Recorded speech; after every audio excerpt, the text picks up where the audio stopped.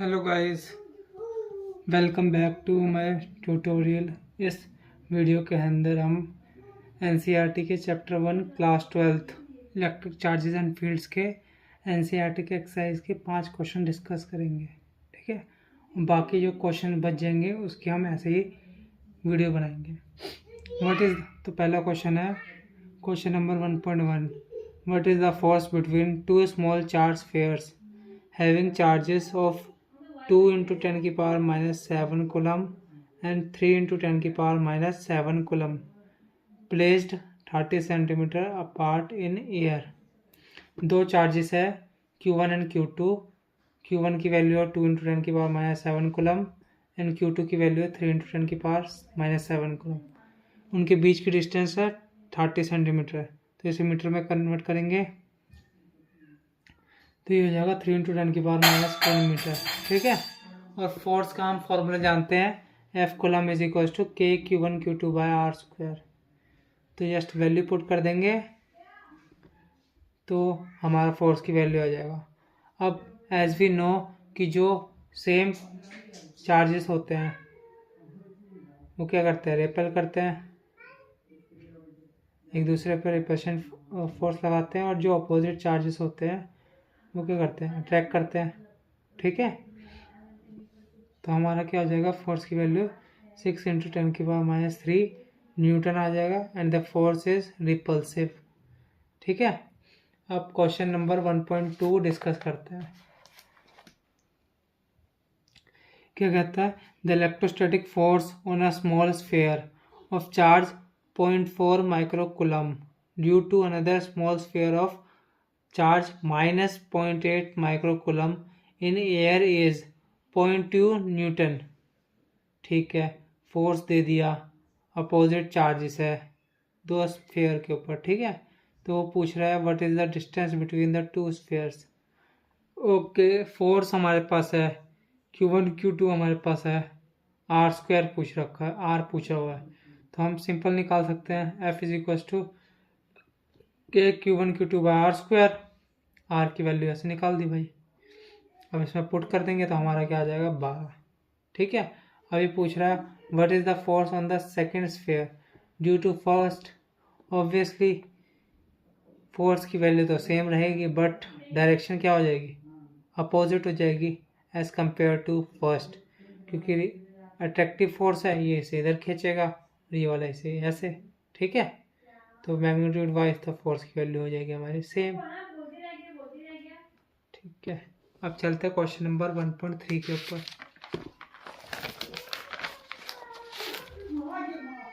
Check that the ratio के E square upon J G M E into M P okay is dimensionless. Expression देख के हमें पता चल रहा है कि के Q square upon are square और ये G M one M two by are square, तो इसे ऐसे बोल सकते हैं ये एफ सी बाई एफ जी है। तो जैसे सेम यूनिट्स होंगी तो ये ऑब्वियसली डायमेंशन लेस हो जाएगा, कट जाएगा। तो ठीक है, अब ये जो है ये force coulomb by force gravity जो है किसके लिए है, बिटवीन है दो, एक इलेक्ट्रॉन और एक प्रोटॉन के बीच का। ठीक है, तो ये पूछ रहा है determine the value of this ratio. अब Q1 और Q2 तो बराबर होंगे मैग्नीट्यूड वाइज, 1.6 into 10 की पावर माइनस 19 कूलम। ठीक है, एम ई की वैल्यू कितनी हो गई, 9.1 into 10 की power minus 31 kg। M P 1.6 into 10 की पावर माइनस 27 kg। अब इसे पुट कर देंगे, जस्ट के की वैल्यू हम जानते हैं 9 into 10 की पावर 9, जी की वैल्यू हम जानते हैं 6.7 into 10 की पावर माइनस 11। जस्ट पुट कर देंगे तो हमारा आ जाएगा F C by F G is equal to 2.5 into 10 की पावर 39। तो F C by F G को हम ऐसे लिख सकते हैं is greater than F G by 10 की पावर 39। ठीक है, तो ये रेशियो बेसिकली बताता है कि कोलम्बिक फोर्स जो होता है वो 10 की पावर 39 टाइम्स बड़ा होता है as compared to the gravitational force. ठीक है, डायमेंशन लेस भी पता चल गया कि ये दो फोर्स का रेशियो है, तो ऑब्वियसली यूनिट्स डायमेंशन सेम होकर कट जाएगा, तो हमारा क्या आ जाएगा, डायमेंशन लेस। क्यू 1 और Q2 बराबर, ME और MP की वैल्यू पता है, पुट कर दिया, आंसर आ गया। अब चलते हैं question number 1.4। Explain the meaning of the statement electric charge of a body is quantized.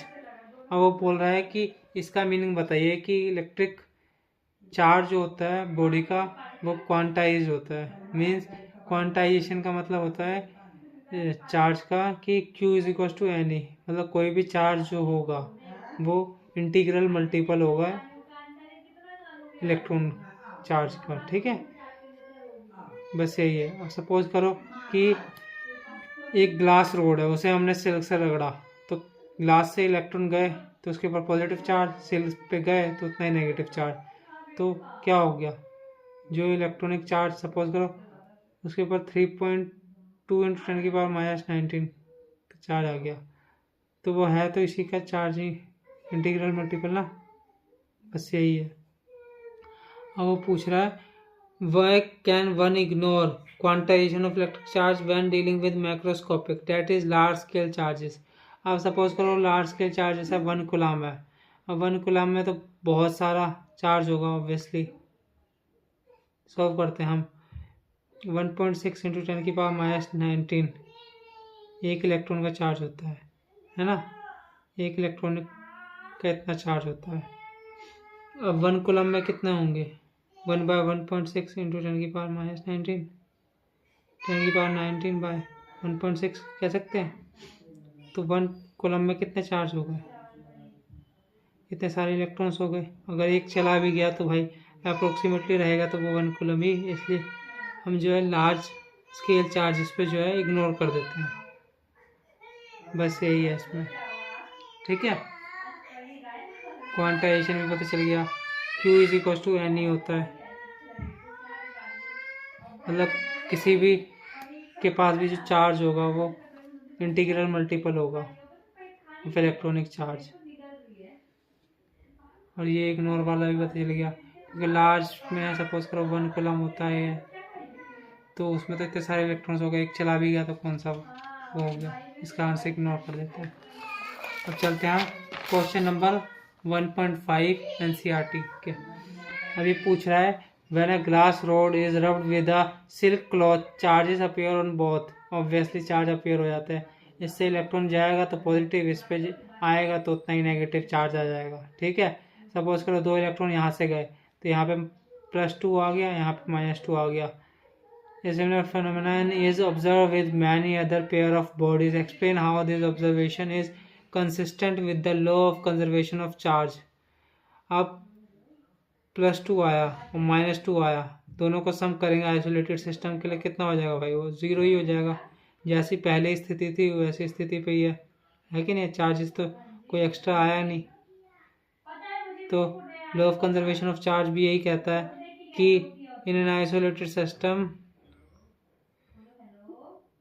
No charge can be created nor be destroyed, can't be created nor be destroyed, ये कहता है और इसी के हिसाब से चल रहा है।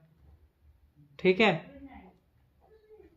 यही थी। और बाकी जो भी बचे हुए क्वेश्चंस हैं उनकी ऐसे ही 5-5 क्वेश्चंस की सीरीज में बनाऊंगा।